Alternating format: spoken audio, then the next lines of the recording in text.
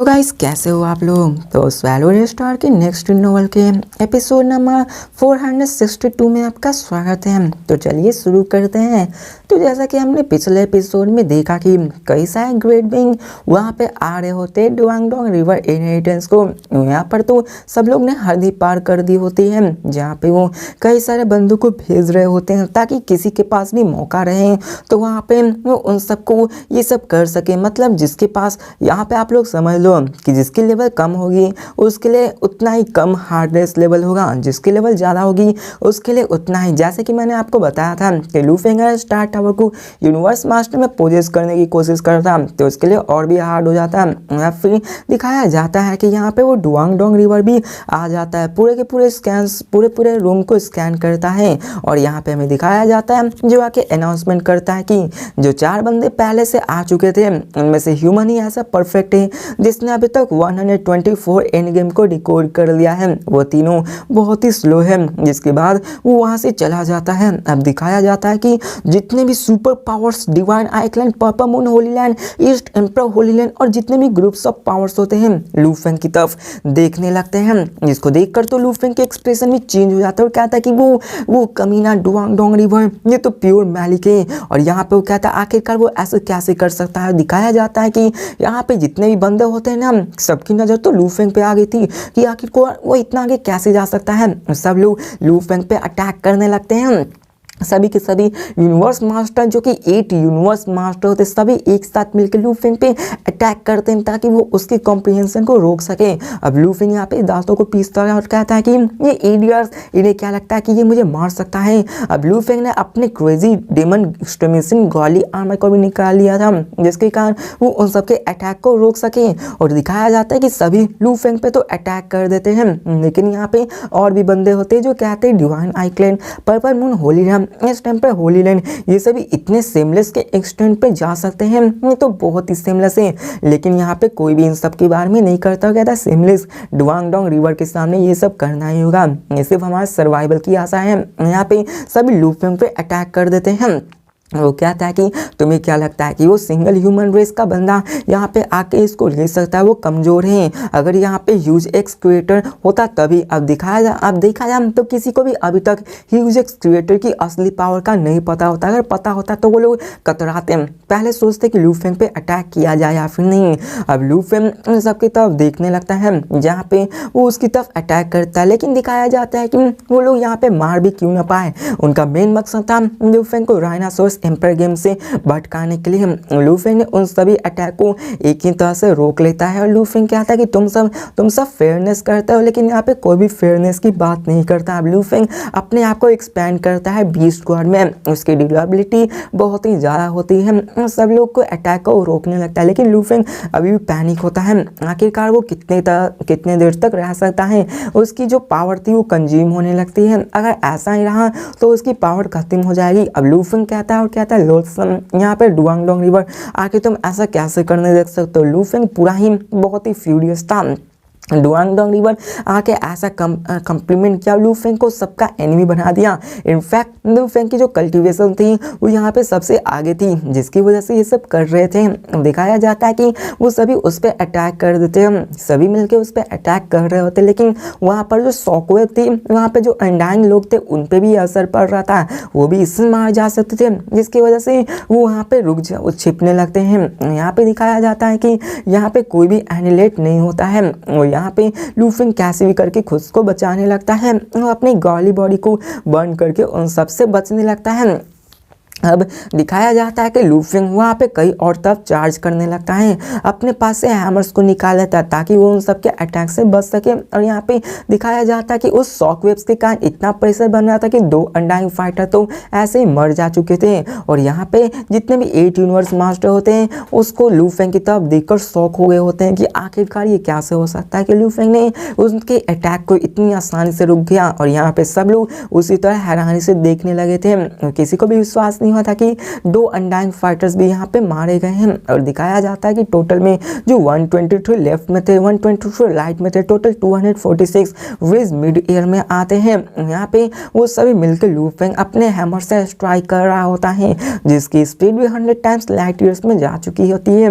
यहाँ पे ऐसा ही समझ लो कि सब लोग मिलके लू फेंग पे अटैक कर रहे होते हैं। अब लू फेंग भी पीछे थोड़ी ना हटने वाला था, वो यहाँ पे दिखाया जाता है कि लू फेंग उन सब पे अटैक कर देता है और अपने अटैक से फॉग क्रिएटर मास्टर को मार देता है, जहाँ पे वो देखकर सभी लोग हैरान हो जाते हैं कि आखिर ये कैसे हो सकता है कि यहाँ पे ये एक ही स्ट्राइक में मारा गया। फॉग क्रिएटर मास्टर एक स्पेशल लाइफ फॉर्म से जिसके पास यूनिक टेक्निक्स थी जो कि एनिमीज को ट्रैप कर सकती थी। उनकी पावर बहुत ज़्यादा थी, वो अपने पावरफुल अटैक को एग्जीक्यूट कर सकते हैं। पैमा के उस सिटी लीडर जितनी वो पावरफुल थे, उनकी एबिलिटी तो और भी ज़्यादा थी अपने आप को प्रोटेक्ट करने के लिए। सब लोग हैरान हो जाते हैं कि आखिर ये कैसे हो सकता है कि यहाँ पे एक ही झटके में वो मारे जा चुके हो। अब यहाँ पे दिखाया जाता है कि असल में लू फेंग ने नहीं मारा होता है, बल्कि यहाँ पे डुआनडोंग रिवर के इनहेरिटेंस के कारण वो मारा गया होता है, क्योंकि उसने रूल का उल्लंघन करने की कोशिश की होती है। और प्रीवियसली उसने जब लू फेंग पे अटैक किया होता है तो यहाँ पे दिखाया जाता है कि अनडाइंग गॉडली स्पिरिट उस पे आके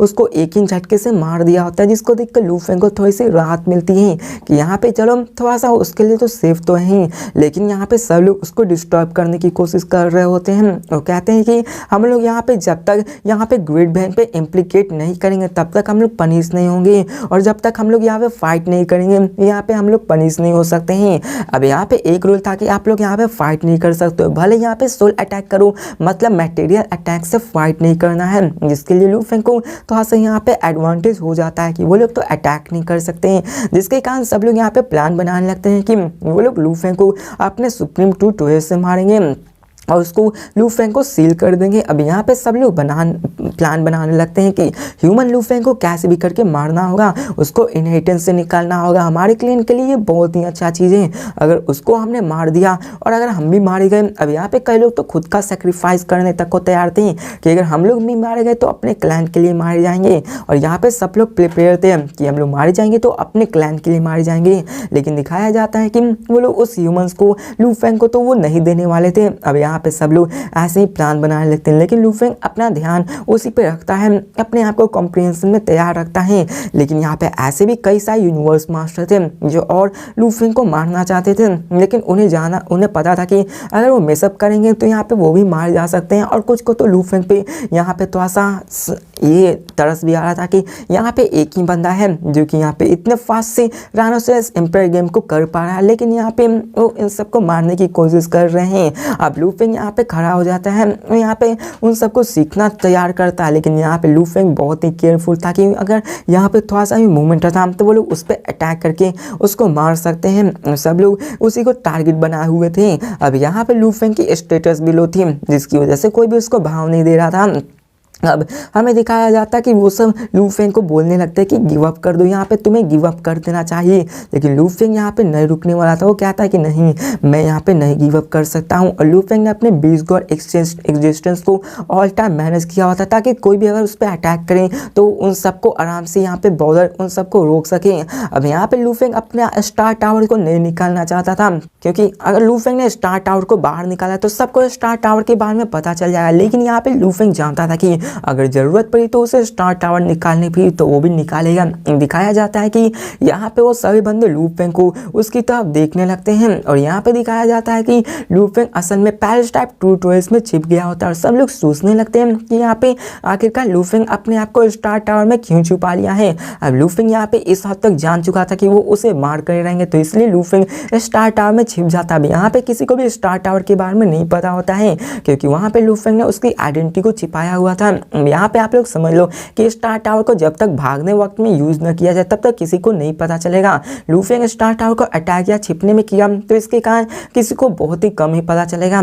सब लोग उसकी तरफ देखने लगते हैं, और यहाँ पे सब लोग सोचने लगता है कि आखिर कौन कौन उस पर अटैक करेगा, और सब लोग प्लान भी बना लेते हैं लू फेंग को सील करने के लिए। लू फेंग कहता है कि क्या तुम लोग मजाक कर रहे हो मुझे सील करने के लिए, अगर यहाँ पे उन सबके पास पाइनेकल पैलेस टाइप टू टॉयज भी क्यों ना हो, यहाँ पे वो लू फेंग को सील नहीं कर सकते हैं। अगर यहाँ पे उनके पास भले ही सुप्रीम टू टॉयज हो तभी वो उसको सील कर सकते हैं। अब दिखाया जाता है कि वो अपने सीलिंग टाइप टूटवेस को निकाल लेते हैं ताकि वो उसको सील कर सके, लूफेंग को वहाँ पे सील कर सके। एक बार लूफेंग सील हो गया तो यहाँ पे वो इसमें एलिमिनेट हो जाएगा। अब प्रीवियसली दिखाया जाता है कि दो बंदों ने भी ऐसा करने की कोशिश की होती लेकिन वो भी वहाँ पे मारा जा चुका था। यहाँ पे विंड वुल्फ मास्टर भी थोड़ा सा चिंतित था कि अगर वो ऐसा किया तो हो सकता है कि वो भी मारा जाए, और इसी कारण वो भी यहाँ पे डर रहा था, लेकिन यहाँ पे वो भी करना चाहता था। दिखाया जाता है कि वो अपनी क्रिम्सन टावर जो कि एक सीलिंग टाइप टूटवेस होता है, लूफेंग को सील करने की कोशिश करता है और वो स्टार टावर पे अटैक करता है। लेकिन दिखाया जाता है कि यहाँ मैं फाइनल रिजल्ट बताता हूँ कि यहाँ पे वो कितनी भी कोशिश क्यों ना कर लो, यहाँ पे वो इसको कर नहीं पाता, लूफेंग को सील कर नहीं पाता। क्यों करेगा, उसके पास एक पार्टिकल टूटवेस ही है और वो आखिरकार एक सुप्रीम टूटवेस को सील कैसे कर सकता है। अब लूफेंग बड़े ही रिलैक्स मैनर में उन सबको देख रहा था। सीलिंग फेल हो जाती है और सब लोग यहाँ पे हैरान हो जाते हैं कि आखिर ये कैसे हो सकता है। लूफेंग यहाँ पे शांति से बैठ के वहाँ पे ऐसे ही कल्टिवेट करने लगता, कॉम्प्रिहेंशन बढ़ाने लगता है। अब यहाँ पे सब लोग यहाँ पे सोचने लगते हैं कि ह्यूमंस के पास बहुत ही वैल्यूबल्स है, उसकी आर्मर ट्रेजर्स है तो उसकी ट्रूथ ट्रेजर्स भी हो सकती है जो कि उसको बचा रही है, जिसके कारण हमें एक सुप्रीम ट्रूथ ट्रेजर चाहिए तभी हम उसको स्वेलो कर सकते हैं। अब यहाँ पे बात होने लगती है सुप्रीम ट्रूथ ट्रेजर से, जिससे कि वो उसको यहाँ पे किडनैप कर सके। अब यहाँ पे डिवाइन आई क्लैन को दिखाया जाता है जहाँ पे उनमें से एक यूनिवर्स सुप्रीम मास्टर होता है और उनमें के पास एक सुप्रीम टूटवेस भी मौजूद होता है और सब लोग यहाँ वेट करने लगते हैं कि आखिरकार कब वो वेट करेंगे। अब यहाँ पे दिखाया जाता है कि वो लोग इन सब के बारे में बात करने लगते हैं कि क्या वो अपने सुप्रीम टूटवेस को यूज करे या फिर अगर यहाँ पे वो मारे गए तो उसका एक सुप्रीम टूटवेस भी लॉस्ट हो सकता है। उसका सुप्रीम टूटवेस का नाम था आइस क्लिफ फोर्ट्रेस, जिसकी एबिलिटी थी सीलिंग। लेकिन यहाँ पे एक सुप्रीम टूटवेस की मास्टर बनने की जो रिक्वायरमेंट्स होती है विल पावर वो बहुत ही थी। जैसा कि आप लोग जानते हो कि यूनिवर्स मास्टर में रह के आपके पास यूनिवर्स सुप्रीम मास्टर की विल पावर होनी चाहिए, वैसे ही लेकिन वो भी डर रहा था। अब यहाँ पे सब में बहस होने लगती है क्या किया जाए, जिस बहस को मैं नहीं सुनाऊंगा। और फाइनली यहाँ पे वो डिसाइड करता है कि ठीक है मैं यहाँ पे इसको यूज़ करूँगा अनलेस लूफेंग के पास अगर कोई सुप्रीम टूटवेस नहीं हुआ, उसके पास कोई भी चांस नहीं होगा यहाँ पे बचने के लिए। और यहाँ पे वो अपने आइस फोर्ट्रेस को यूज़ करने के लिए भी तैयार हो जाता है। सभी यूनिवर्स मास्टर उसी की तरफ देख रहे होते हैं कि आखिर क्या होगा, क्या वो उसको सील कर पाएगा या फिर नहीं। और आफ्टर इस सीन का दिखाया जाता है कि वो अपने सुप्रीम टूटवेस को निकालने लगता है और वो उसको सील करने के लिए भी तैयार होता है। और जितने भी टॉप मोस्ट होली लैंड्स होते हैं वो उसकी तरफ देखने लगता है और कहता है ठीक है कि मैं ऐसा कर दूँ। अब 7 ट्रू मास्टर को दिखाया जाता है जो कि आइस क्लिफ फोर्ट्रेस को निकालता है, अपने हाथों को वेव करता है और यहाँ पे हमें लूफेंग को स्टार टावर के अंदर दिखाया जाता है जो कि यहाँ पे सबको देख रहा था। लेकिन तभी लूफेंग देखता है कि क्या 7 सुप्रीम मास्टर यहाँ पे अपने आइस क्लिफ फोर्ट्रेस को निकाला है। उसे भी पता था कि ये एक सुप्रीम टूटवेस है। अब यहाँ पे लूफेंग को भी पता था कि अगर यहाँ पे उसने अपने सुप्रीम टूटवेस को निकाला है तो यहाँ पे जब तक सामने वाला एक सुप्रीम टूटवेस ना हो तब तक वो उसको रेसिस्ट ना कर पाएगा। लूफेंग जानता था कि स्टार्टर बहुत ही पावरफुल है, लेकिन अगर ऐसा हुआ कि वो आइस क्लिफ फोर्ट्रेस भी लूफेंग को यहाँ पे सील न कर पाया तो सबको यहाँ पे पता चल है कि यहाँ पे लूफेंग के पास बहुत ही पावरफुल ट्रेजर है जो कि स्टार टावर हो सकता है और यहाँ पे स्टार टावर ही ऐसा कर सकता है। लूफेंग सोचने लगता है कि आखिर मुझे क्या करना चाहिए। यहाँ पे तभी उसकी नज़र वहाँ पे क्रिस्टल और स्टोन्स पिलर्स की तरफ जाती है और वो कहता है ठीक है मैं यहाँ पे ट्राई करता हूँ। अब यहाँ पे सब लोग इन सब के ट्राई कर रहे होते हैं वहाँ पे उन सबको करने के लिए और वहाँ पे वो उसको यहाँ पे उस पर अटैक करने की कोशिश कर रहे होते हैं। लेकिन दिखाया जाता है कि आइस क्लिफ फोर्ट्रेस यहाँ पे उसको एब्जॉर्ब करना शुरू कर देता है और यहाँ पे स्टार टावर उसके अंदर चला जाता है। दिखाया जाता है कि वहाँ पे ब्लडी टावर आने लगता है। अब यहाँ पे दिखाया जाता है कि उन्होंने उस सुप्रीम टूटवेस से भी अटैक कर दिया होता है, लेकिन दिखाया जाता है कि स्टार टावर ने उसको बड़ी आसानी से रेसिस्ट कर लिया होता है, जिसको देखकर सभी हैरान हो जाते हैं और कहते हैं कि नहीं ऐसा नहीं हो सकता है, ये जरूर एक सुप्रीम टूटवेस है, ऐसा कभी नहीं हो सकता है कि वो इसको रोक सके। किसी को भी विश्वास नहीं होता। अब उन्होंने आइस क्लिफ को भी यूज किया था लेकिन लूफेंग को सप्रेस नहीं कर पा रहे होते हैं। अब लूफेंग अपने कंट्रोल रूम में बैठा हंस रहा होता है और वो कहता है कि तुम्हें क्या लगता है कि तुम एक स्टार टावर को अपने अंदर कंज्यूम कर सकते हो, ऐसा कभी भी नहीं होने वाला है। अब यहाँ पे लूफिंग वहाँ पे खड़ा था, लेकिन उसे ही पता था कि वो सब उतनी आसानी से उसका पीछा तो नहीं छोड़ने वाले हैं। और लूफिंग के पास तो बोट ऑफ म्यूजियम के अंदर था, जो कि exception ceiling type two dress था। अब लूफिंग वहाँ के मिस्ट्रीज को भी समझने लगता है। यहाँ पे सब लोग दिखाया जाता है कि वो लोग लूफिंग के बारे में बोलने लगते हैं कि ये कितना ही लकी गेम है। यहाँ पे उसने तो अपने आप को क्रिस्टल पिलर के साथ भी क्लंक कर लिया था। अब लूफिंग ने पहले से ही प्लान बना लिया था कि सामने वाला क्रिस्टल पिलर है ना, उसमें वो चला जाएगा, जिसके कारण क्रिस्टल पिलर में कोई भी अंदर अटैक नहीं कर सकता है। और यहाँ पे लूफिंग ऐसा ही करता है। यहाँ पे आप लोग कंफ्यूज हो रहे होंगे कि आखिर हुआ क्या। अब जैसे ही उन लोगों ने लूफिंग पे अटैक किया, लूफिंग का स्टार टावर उसके अटैक को रोक दिया। इसी के बाद लूफिंग उन सारे जो टावर होते हैं उसके अंदर चला गया। अब टावर के अंदर कोई भी अटैक नहीं कर सकता है, किसी के भी अटैक काम नहीं होगा, जिसके कारण सब लोग यहाँ पे परेशान होने लगते हैं कि आखिरकार हमें क्या करना चाहिए। वो लूफिंग तो अंदर चला गया है। यहाँ पे सब लोग मटेरियल अटैक, सोल अटैक, इन सबको भी यूज करने लगते हैं, लेकिन फिर भी वो उसको नहीं मार पा रहे होते हैं। सब लोग डिसाइड करते कि वो लोग सब लोग मिलके एक साथ मारेंगे ताकि वो लूफिंग के सोल को डिस्ट्रॉय कर सकें। और लोग कहते हैं कि आखिर उसका आर्मर कितना भी ग्रेट क्यों ना हो, वो उसको सोल अटैक से नहीं बचा सकता है। और फिर दिखाया जाता है कि वो ऐसा ही करते हैं, लेकिन उन सब के सोल अटैक, इन सब का भी कोई फायदा नहीं होता है। अब यहाँ पे देखा जाए स्टार टावर के लिए वो सारे नॉर्मल अटैक कुछ नहीं होते हैं। अब लूफिंग कहता है कि अटैक करो, जितना करना है उतना कर सकते हो, जितनी अपनी पावर लगाना है उतना लगा सकते हो।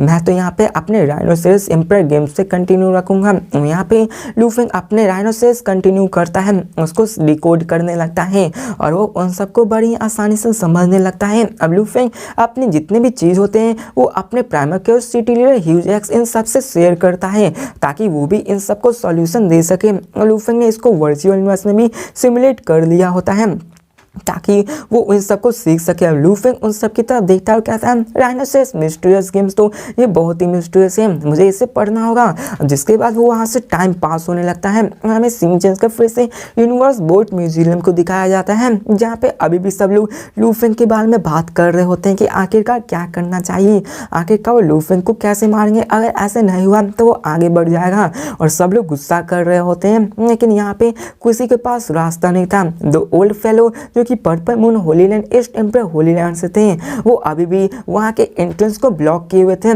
7 यूनिवर्स सुप्रीम मास्टर भी अपने यूनिवर्स मास्टर की टीम लेकर आए हुए थे, लेकिन वो पर्पल मून होलीलैंड वाले उसको अंदर जाने ही नहीं दे रहे थे, जिसके कारण वो सब अंदर जा ही नहीं पा रहे थे। और उनके लिए एक बहुत ही अच्छा एडवांटेज था, क्योंकि पर्पल मून होलीलैंड और दोनों होलीलैंड तो उनके बंदे सबसे ज़्यादा थे।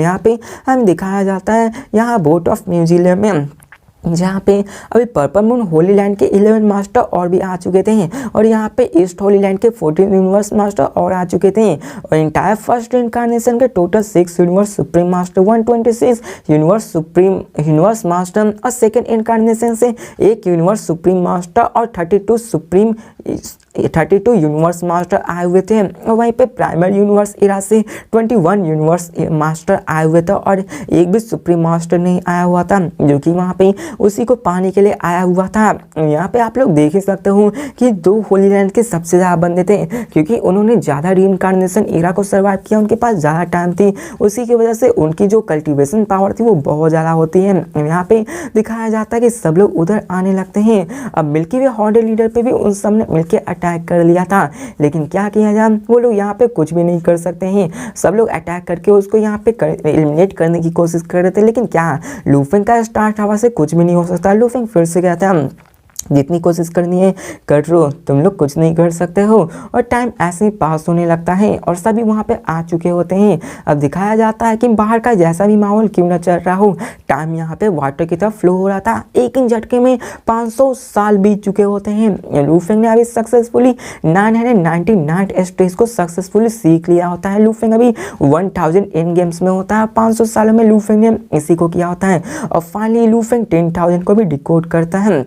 और यहाँ पे लूफिंग अभी 10,000 स्टेज के बॉटल नेक पे आया हुआ था। तभी हमें सीन चेंज कर दिखाया जाता है लूफिंग को वर्चुअल यूनिवर्स में, जहाँ पे वो अपनी सारी नॉलेज को यहाँ पे शेयर कर रहा होता है। अब दिखाया जाता है कि वहाँ पे जो उसकी टाइम की रफ्तार होती है वहाँ पे वो बैठा हुआ होता है, और तभी वहाँ पे एक और बंदा आ जाता है जो कि वाइट रॉस में था, और वो एक फ्रेंड्स का इस्तेमाल करता है। अब यहाँ पे दिखाया जाता है वाइट रॉस बंदे को, जो कि वर्चुअल यूनिवर्स में लूफिंग को देख कर कहते हैं कि यहाँ पर तुम बहुत आगे जा रहे हो, यहाँ पे देखा जाए तो तुम बहुत ही अचीव करोगे। तुम्हारी लाइफ टाइम कल्टीवेशन भी बहुत ही कम है, लेकिन फिर भी तुम्हारी विल पावर इतनी स्ट्रांग है। अब वो व्हाइट ड्रॉप में जो बंदा था वो कोई और नहीं, टीचर ओरिजिन था, जो कि ह्यूमन रेस का सबसे पहला ट्रू गॉड था। और यहाँ पे वो भी लू फेंग को देख रहा था, और लू फेंग ने जितनी भी इंफॉर्मेशन यहाँ पे उन सबकी दी होती है राइनोसेरस गेम की, वो भी उन सबको देखने लगते हैं और वो लू फेंग की भी तारीफ करने लगते हैं। और वो कहता है राइनोसेरस गेम्स ये तो बहुत ही इंटरेस्टिंग है, और वो लू फेंग की तारीफ देखने लगते हैं। और वो कहता है ये तो बेरली एक यूनिवर्स नाइट है,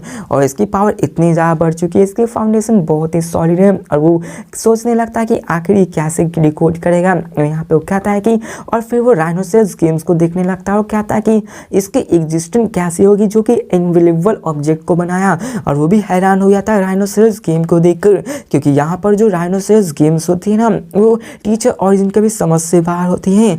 अब दिखाया जाता है कि लू फेंग के सामने ही टीचर ओरिजिन होते हैं, लेकिन लू फेंग को इसके बारे में जरा सा भी अंदाजा नहीं होता कि टीचर ओरिजिन के बगल में ही मौजूद हैं। और यहाँ पे हमें सीन्स को दिखाया जाता है उन्हीं बोट ऑफ म्यूजियम को, जहाँ पे लू फेंग ने 500 सालों में राइनोसेरस गेम्स को यहाँ पे कंप्लीट किया हुआ था।